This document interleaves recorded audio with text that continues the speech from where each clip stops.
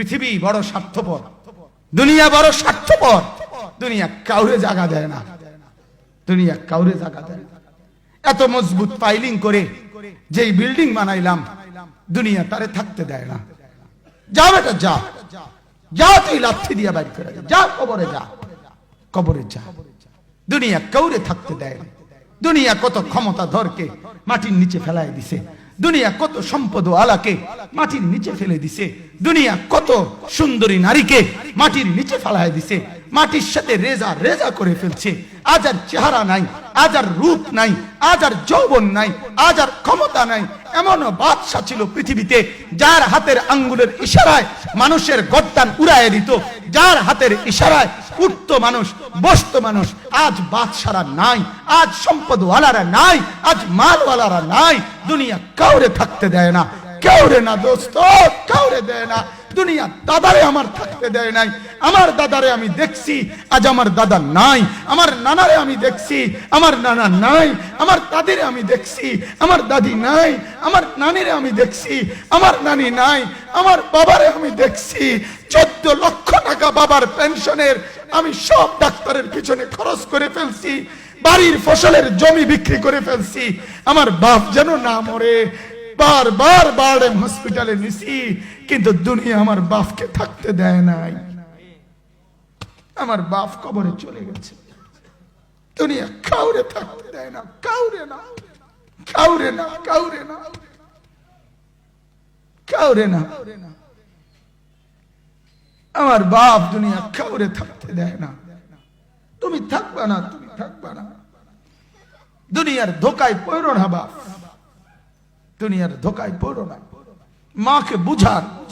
আজ মারা বেসামাল হয়ে গেছে, আজ বোনেরা বেসামাল হয়ে গেছে, বেপরদার উৎসব তুলে দিছে। এটা যেন আল্লাহর সাথে যুদ্ধ করছে। আল্লাহ করোনা না, তুমি আরো কিছু দাও, আমরা বেপরদিগি ছাড়বো না। যুবক ছেলেগুলো যেন বলতেছে, আল্লাহ তুমি করোনা দেওয়ার যাই দাও, অশ্লীল ছবি দেখা, ফেসবুকে নর্তকী দেখা, আমরা ছাড়বো না। দেখি তুমি কি করতে পারো, তুমি যা করার করো।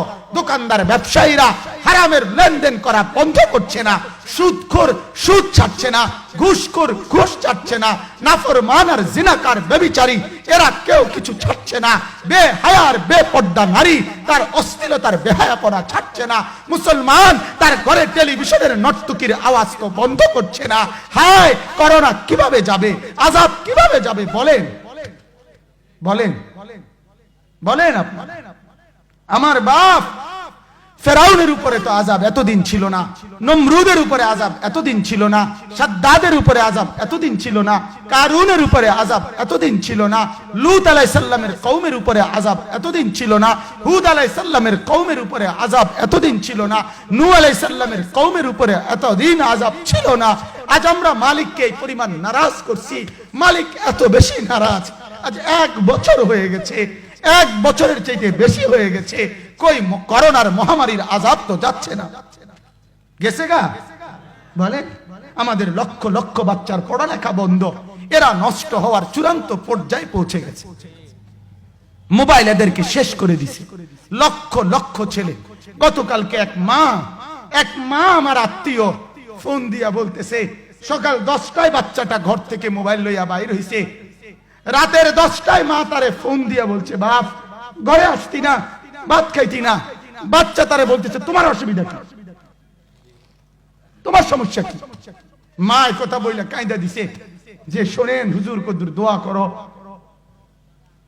এক বাচ্চা, এক ছেলে, সে যদি তার মাকেই কথা বলতে পারে, তার মানে গুনাহ তারে এত মজা দিয়া দিছে, ফেসবুক তারে এত মজা দিয়া দিছে, ইউটিউব তারে এত মজা দিয়া দিছে, নর্তকী তারে এত মজা দিয়া দিছে, গুনার দৃশ্য তারে এত মজা দিয়া দিছে, সে মাকে ধমক দিচ্ছে।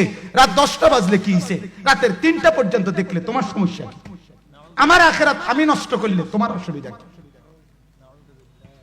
আমার জাহান্নাম আমি ঠিক করে নিলে তোমার সমস্যা কি? আহা, আল্লাহ আমাদেরকে মাফ করে দেন, আল্লাহ আমার জাতিকে মাফ করে দেন।